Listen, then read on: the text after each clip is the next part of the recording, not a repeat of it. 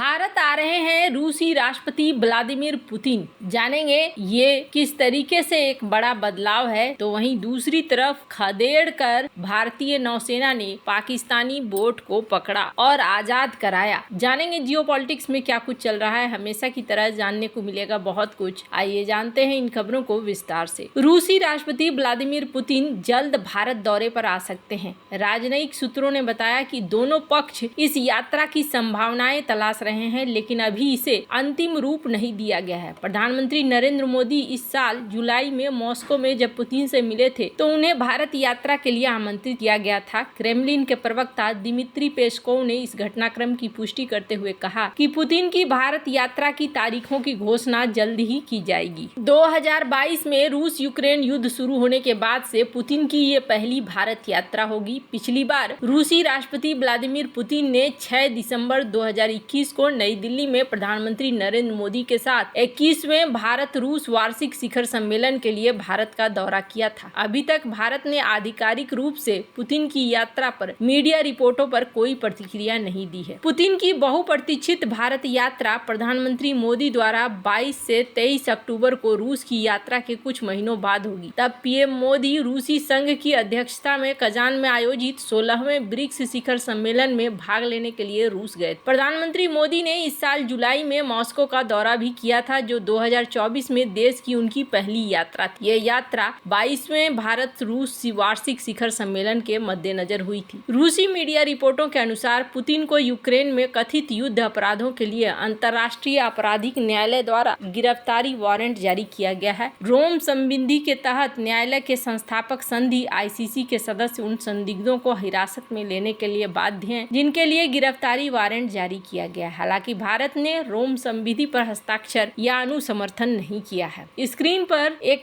Tweet देख सकते हैं जिसमें रूस ने ये कहा है कि भारत को किसी चीज के लिए विवश करने का हम नहीं कर सकते हैं और न ही चाइना को किसी तरीके से हम विवश कर सकते हैं कि वो हमारी बात माने। हम ऐसा नहीं करते हैं। ऐसा इसलिए कि दोनों ही देश संप्रभु देश हैं और अपने अपने अनुसार यहाँ पर फैसले ले सकते हैं और ये बड़ी बात है जो इस वक्त रूस ने कही है। रूस के भारत आने के बाद बहुत सारी चीजें यहाँ पर देखने को मिलने वाली है कि किस तरीके से सारा कुछ बैलेंस होता है। हालांकि जो टाइमिंग है वो टाइमिंग थोड़ा अलग देखने को मिल रहा है और टाइमिंग में ये भी देखने को मिल रहा है कि भारत और रूस धीरे धीरे हाथ बढ़ाते जा रहे हैं और कई सारे कॉरिडोर भी ओपन हो रहे हैं। इसके अलावे कहा जा रहा है कि रसिया इंडियन एयरलाइंस को मांग रहा है कि आप हमारे देश के अंदर चाहे तो यहाँ पर अपने एयरलाइंस को भेज सकते हैं। डिफेंस के समझौते हो या फिर बाकी बहुत सारे समझौते हो, ये देखने को मिल रहा है कि रूस और भारत के बीच में बहुत ही ज्यादा एक दूसरे के साथ बढ़ रहे हैं रिश्ते। इसके अलावे ये भी देखने को मिल रहा है कि भारत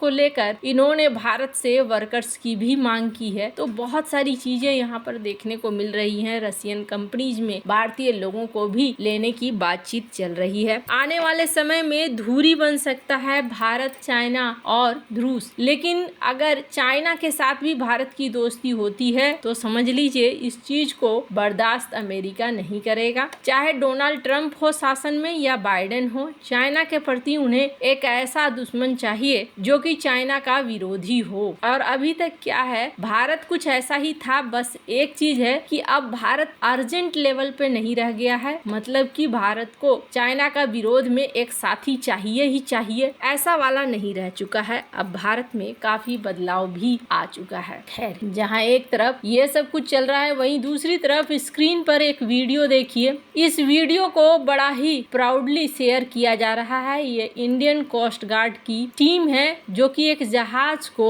यहाँ पर रेस्क्यू करवा रही है। और ये जहाज कौन सा जहाज है? तो ये जहाज है मछुआरों का जहाज जिसे पाकिस्तान ने पकड़ा था। पाकिस्तानी एजेंसी के द्वारा भारतीय मछुआरों को पकड़ा गया था, जिसके बाद ये एक्शन लिया गया है। वैसे आपको बता दूं, यहाँ पे कहा जा रहा है कि भारतीय तटरक्षक बल के जहाज अग्रिम ने रविवार को 7 भारतीय मछुआरों को सफलतापूर्वक बचाया। इन मछुआरों मछुआरों को भारत पाकिस्तान समुद्री सीमा के पास पाकिस्तानी समुद्री सुरक्षा एजेंसी के जहाज ने पकड़ा। पीएमसीए के जहाज के पीछे हटने के प्रयासों के बावजूद आईसीजी जहाज ने उसे रोक लिया और सफलतापूर्वक उन्हें भारतीय मछुआरों को छोड़ने के लिए राजी कर लिया। भारतीय जहाज ने पाकिस्तानी जहाज नुसरत को रोका और मछुआरों को छोड़ने के लिए राजी करने से पहले करीब 2 घंटे तक उनका पीछा किया। रक्षा अधिकारियों ने समाचार एजेंसी एएनआई को बताया कि पाकिस्तान के साथ समुद्री रेखा के करीब तैनात भारतीय तटरक्षक जहाज अग्रिम ने करीब 2 घंटे तक पीछा करने के बाद पाकिस्तानी समुद्री सुरक्षा एजेंसी के जहाज पीएमएस नुसरत का पीछा किया और उन्हें स्पष्ट रूप से बताया कि किसी भी हालत में वह पाकिस्तानी जहाज को भारतीय जल क्षेत्र में मछली पकड़ने वाली नाव काल भैरव से भारतीय मछुआरों को ले जाने की अनुमति नहीं देगा। भारतीय तटरक्षक बल के जहाज ने 17 नवंबर 2024 को 7 भारतीय मछुआरों को सफलतापूर्वक बचाया, जिन्हें भारत पाकिस्तान समुद्री सीमा के पास पाकिस्तान समुद्री सुरक्षा एजेंसी के जहाज ने पकड़ा था। पीएमएसए जहाज द्वारा पीछे हटने के प्रयासों के बावजूद आईसीजी जहाज ने पीएमएसए जहाज को रोक लिया, उन्हें भारतीय मछुआरों को छुड़ाने के लिए राजी कर लिया। आईजीसी ने इस बयान में कहा जा रहा है कि आईसीजी ने एक बयान में कहा कि आईसीजी जहाज 7 मछुआरों को सुरक्षित निकालने में सक्षम था, जिनकी चिकित्सा स्थिति स्थिर पाई गई। दुर्भाग्य से भारतीय मछली पकड़ने वाली नाव काल भैरव को घटना के दौरान क्षतिग्रस्त और डूब जाने के सूचना मिले थे। बयान में आगे कहा गया कि आईसीजी जहाज 18 नवंबर को ओखा हार्बर लौटा, जहां आईसीजी राज्य पुलिस खुफिया एजेंसी और मत्स्य अधिकारियों को शामिल करते हुए एक संयुक्त जांच की गई ताकि टकराव और उसके बाद बचाव अभियानों की परिस्थिति की जांच की जा सके। हालांकि पाकिस्तान और भारत की जो समुद्री रेखा है, कई बार ऐसा होता है कि पता नहीं चलता है मछुआरों को और मछुआरे दूसरी तरफ फंस जाते हैं। ये चीजें अक्सर देखने को मिली हैं, कोई इसमें बड़ी बात नहीं है, पर ये चीज जिस तरीके से 2 घंटे पीछा करके फिर भारत ने छुड़वाया, ये बहुत ज्यादा महत्वपूर्ण हो गया है। और आपको बता दूं, जिस तरीके से इस वक्त सारी चीजें बदल रही है, वैसे में भारत और पाकिस्तान के बीच में जो इस तरीके का माहौल बना है, भारत ने अब धीरे धीरे अपनी ताकत को दिखलाना भी शुरू कर दिया है। वैसे पाकिस्तान इस वक्त भारत से कई चीजों को लेकर खफा है। कई चीजों में वो कहते हैं कि भारत यहाँ मुश्किलें खड़ी कर रहा है पाकिस्तान के लिए, पर यहाँ पर सिर्फ